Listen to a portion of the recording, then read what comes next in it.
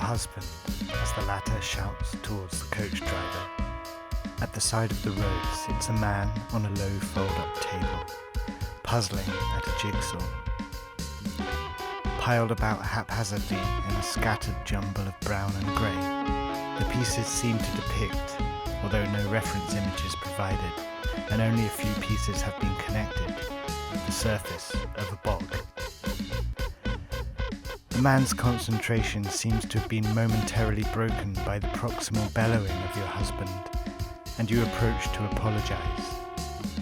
As he shrugs and does a thing with his lower lip and eyebrows to indicate he's not bothered, he sweeps a hand over the pieces in an outward arc, distributing them in a single tier over the table's surface, cracking a grin as you simultaneously notice his prosthetic arm, glass eye, and single crutch resting up against the back of his chair.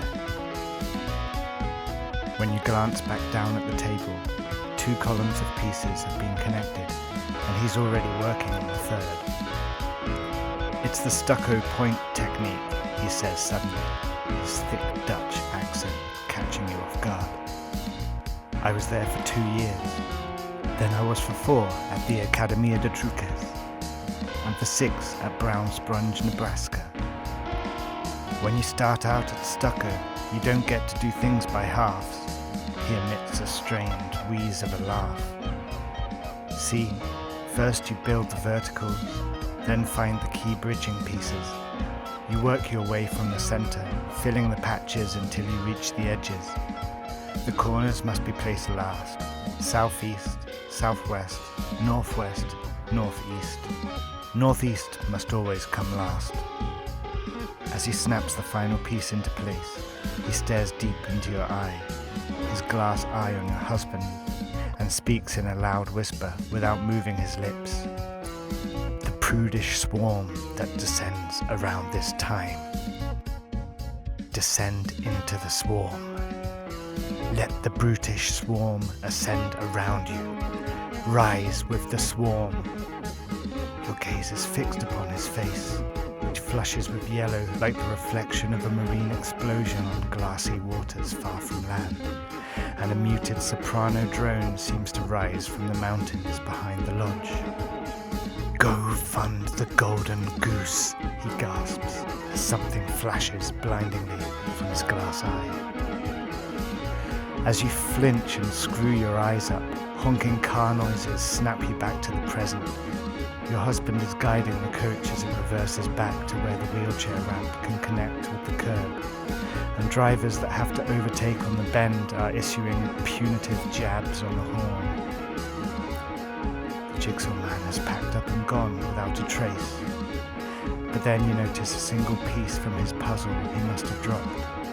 It has the same uniform brown, only this one has a yellow speck in the center. You reach down and pick it up. Floating on the brown surface are 7 children on a banana boat, each slumped forward onto the other's back. Something nauseating stirs in you, and as you try to blink it back, the ghost flash from the glass eye flickers in your vision, from green to red and back again, the silhouette of a goose in flight. You put the piece with the banana boat in your pocket and head back to the coach.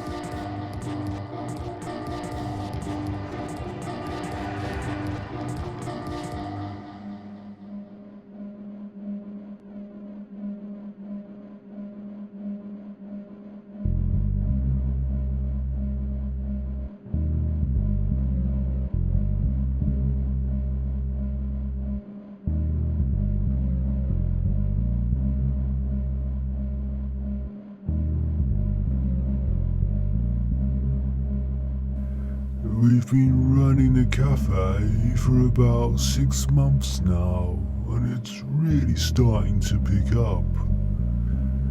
People were skeptical at first. Well, I understand that, of course. A mosquito cafe doesn't sound too appealing, really, does it?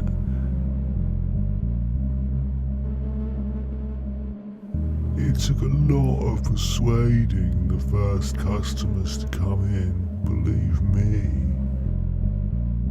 But once they were in, they were pleasantly surprised. You see, the breed we've got in our cafe are relatively benign, what with their size and all. The smallest one being about the size of a chihuahua, and the largest one nearing that of a fully grown Labrador. Oh sure, one of the larger ones could drain a toddler in 30 seconds flat, if they were able to make any ingress, that is. But the proboscis is so oversized that all it can really do is suck like a biddy on an egg, leaving small penny-like love bites on any flesh that has been overexposed to their attentions. There's something quite sad about it, really. Their snouts collapsing in wrinkles as they attempt time after time to quench their unwieldy thirst. We do recommend that the young ones are supervised at all times though. But because of their long lolling wings and gangly legs that sag on the floor, keeping them from making any sudden movements, I'd say that in general it's pretty safe.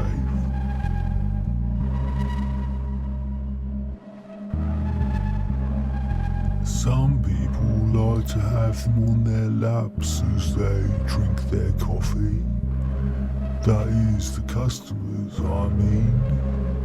These mosquitoes don't really like caffeinated beverages.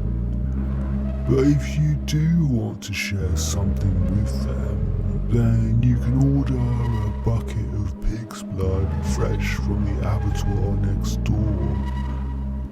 A lot of our regulars, you see, enjoy watching the blood sack fill up at the back.